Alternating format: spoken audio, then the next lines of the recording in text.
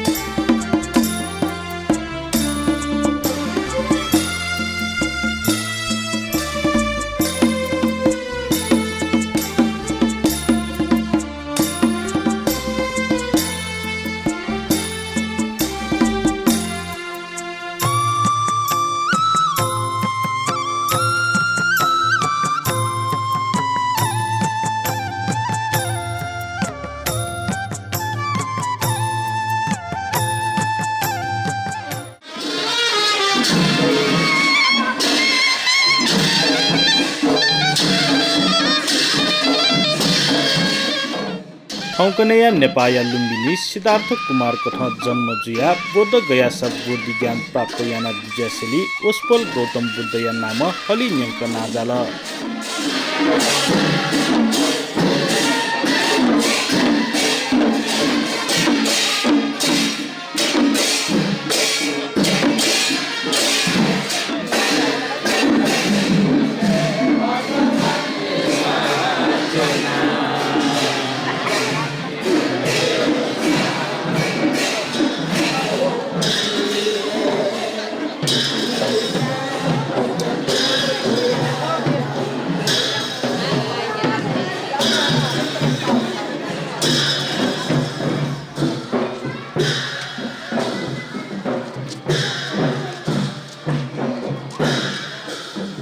जन्म ज्ञान प्राप्ति लिसे महापरिनिर्वाण याना ओस्पोलिया जीवने संगु संयोग वैशाख पुनि खुनु चुर लागु दि कथा हलिन्यङ्क वैशाख पूर्णिमाया दि खुनु बुद्ध जयन्ती हनावया चंगुदु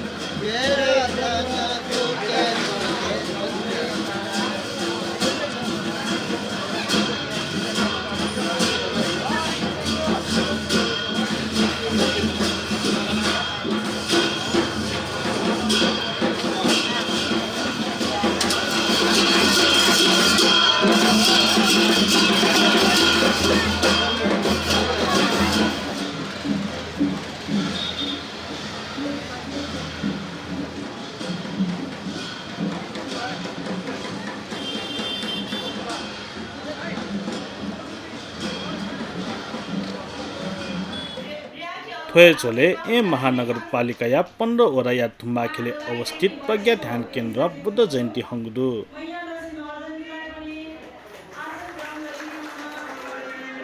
बुद्ध जयन्ती या लस्ता ध्यान केन्द्र थपिनेको स्थापना काल निसे विश्व बुद्ध दर्शन व शिक्षा या आवश्यकता निसे बौद्ध शासन कायम या मागु वाचाका थपिन्छ करुणा व मैत्री भाव कायम या त निरन्तर ज्यायाना वया चुनागु थागुदु हामी एउटा धर्मले हामीले एउटा आफ्नो एउटा कसरी सरल गर्ने, कसरी सहजीकरण गर्ने भन्ने हो। धर्म र हाम्रो एउटा मानव जातिको जीवन एउटा अमूल्य सम्बन्धमा यदि सफल र सरल जिन्दगी बिताउनु भने धर्मलाई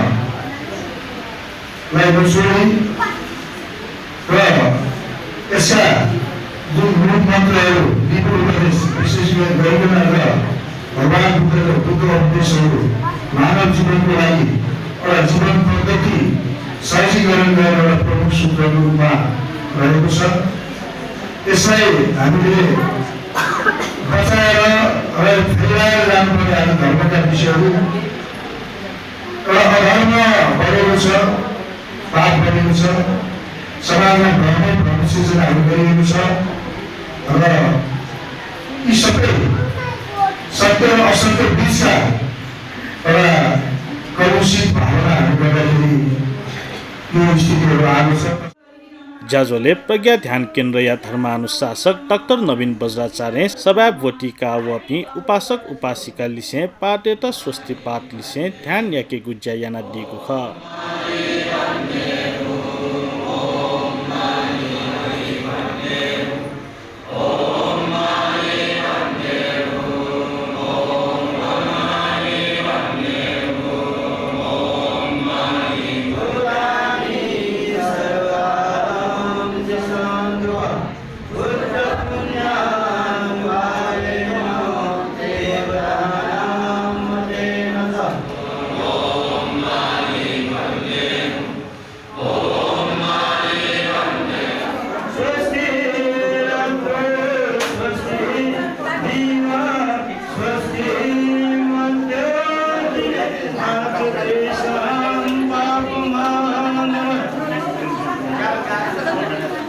अथे ध्यान केन्द्र बुद्ध जयन्ती लस्टा जेन्दार नियम मल्याको मस्तेत छात्रवृत्ति प्रदान या गुज्जा जुगु ख।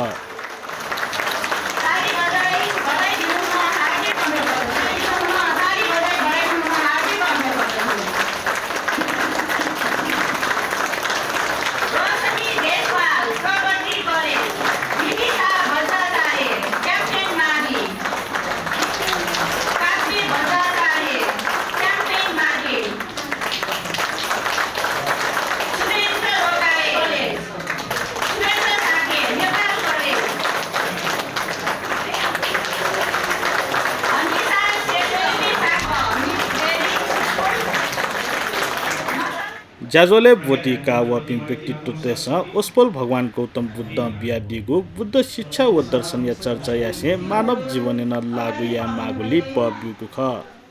शान्ति बिना मान्छे अगाडि बढ्न सक्दैन, शान्ति बिना हाम्रो प्रगति हुँदैन। होला हामीसँग धेरै सम्पत्ति छ अथवा धेरै पूर्वाधारका कुरा होला, तर हामी मनमा शान्ति भएन भने हाम्रो जीवन रूपमा अगाडि बढ्न सक्दैन। त्यसकारण बुद्धले भन्नुभएको छ सबैभन्दा ठुलो कुरा शान्ति नै। अनि अर्को कुरा त्यहाँको कुरा उहाँले गर्नुभएको छ, सम्मानको कुरा गर्नुभएको छ, अझै पञ्चशीलका कुराहरू छ।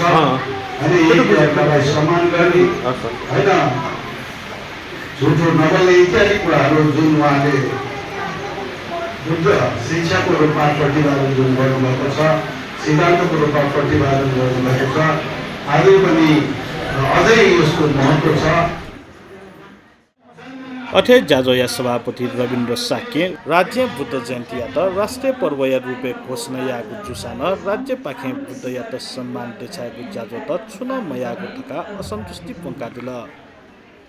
विश्वलाई महान बुद्ध जन्मिनु आफै मात्र कुरा, अझ हाम्रो देश नेपालको सबै वस्तुमा जन्मिनु हामी सम्पूर्ण नेपालीहरूको लागि भाग्यको कुरा हो। तर विनम्रता हाम्रो देशमा बुद्ध जयन्तीलाई राष्ट्रिय पर्वको रूपमा नामाकरण भए तापनि नेपालभरि सरकारी तहबाट मनाउने गरेको देखिँदैन। यस कुरालाई मनन गर्दै शान्तिका प्रेरणा तथा सम्पूर्ण प्राणीलाई दुःखबाट उन्मुक्ति दिलाउन सत्य ज्ञान प्राप्त गरेर भगवान बुद्धले यस धरतीमा पाइला ल्याउनु भएको दिनको समयमा विगत स्थापना कालदेखि नेपालले पहिलोपल्ट पुष्प नमन्त्री यात्रा लगायत 3 वर्षसम्म हामी मनायौँ। ज्याजोले ध्यान केन्द्र यान्नुको जिमा वज्राचार्य वज्र धातु मण्ड या थाङ्का देखेको नीति आर्थिक ग्वाली तक यहाँ दिएको